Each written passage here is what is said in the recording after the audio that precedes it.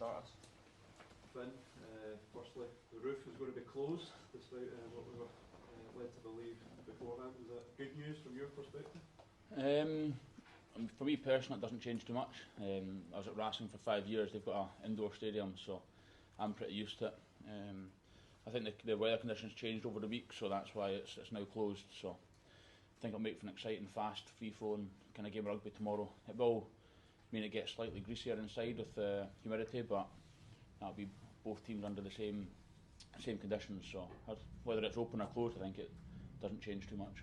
You've been part of several Scotland teams that have come to this stadium and not been able to find a way to win. What is it about this stadium and this moment that you think this team can get a different outcome? I think the the atmosphere in the stadium, it's one of the best in the world here. And when the Welsh boys put that red jersey on, they become different when they're at clubs. So it's a massive challenge for us coming down here to try and win. We won it 2 years ago, I think, but it wasn't here without a crowd after COVID stuff. So coming to a Principality which is going to be packed out with Welsh fans is a completely different challenge to 2 years ago, or 4 years ago, sorry, for us. But it's an exciting one. We've got a few new faces. Off the back of a sort of disappointing World Cup, we've got a point to prove as well. So I think both teams have. So it should be, like I said, an exciting game tomorrow.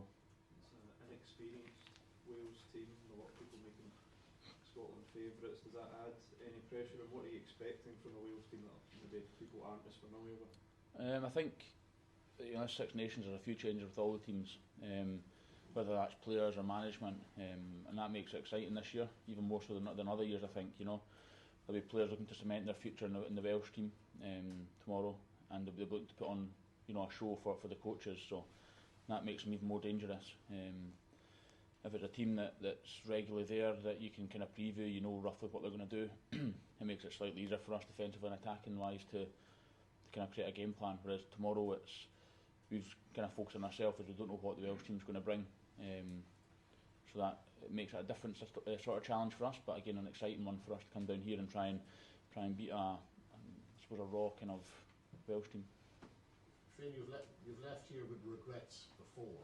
What's the hope for tomorrow? The hope's for a win, obviously. No, I think we've been down here. At times we've played well, not managed to win. At times we've not performed to our best. I think tomorrow, as I mentioned earlier, we focused highly on ourselves this week.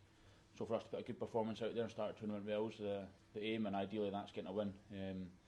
As I've mentioned again, it's not an easy place to come in front of, I don't know how many it holds, 80,000 Welsh fans. But again, it's an exciting challenge for us who are going to take the pitch.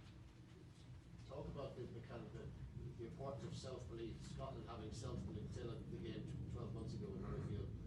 You had a self-belief, you had, in the nicest sense of the word, arrogance about you, healthy arrogance.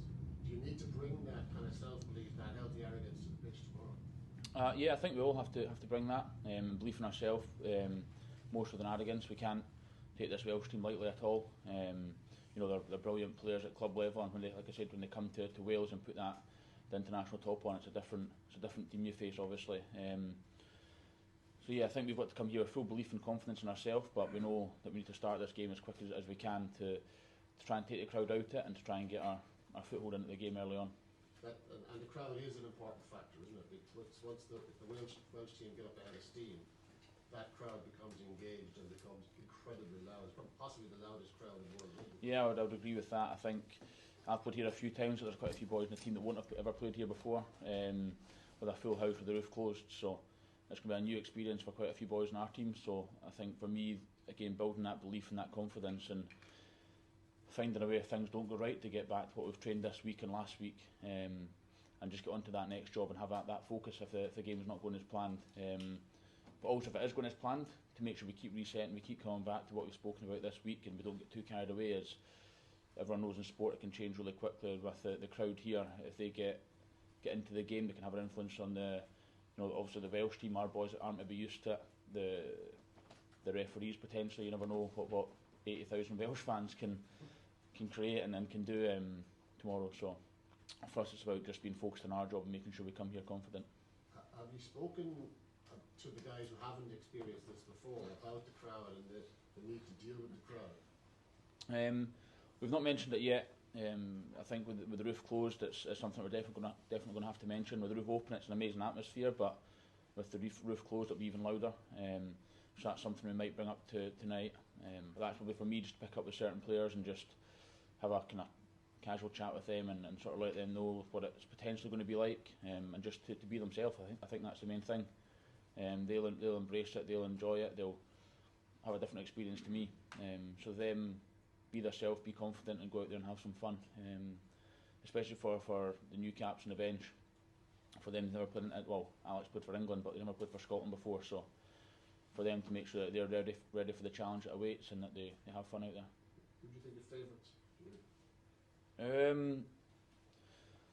I'm not too sure, to be honest. I think with the Welsh side being a slightly different side to the previous years, I think people would think that Scotland are potentially favourites. However, I don't view it like that. I think we've not won here in 22 years, so that kind of shows that it's obviously not an easy place for us to come and win. And yeah, we've got a more experienced team, but that doesn't always count on the day. They've got very exciting players that are going to be playing with freedom, I think, and that's part of the joys of having a youthful team, that they're a lot freer than potentially than we'll be, because we are more experienced, or we're going to overthink the game. You never know. So I'm not too sure who's favourites. I think it'd be an exciting game, but I can't really say who's favourites. They're a side, just last one for me. They're a side you could argue that have got nothing to lose because they're so young. So the caps total is so low. 8 of the squad haven't played in Six Nations before. That's all a recipe for nothing to lose. Yeah, and I think that's kind of why I can't say who's favourites. They'll be playing with freedom, with nothing to lose, as you said. And I think that's the danger that we've got in front of us. So for us, we'll have to lean on our experience, but on the other side, they'll be doing maybe the opposite and playing with that freedom and having a go. If things don't go as planned to them, it probably won't affect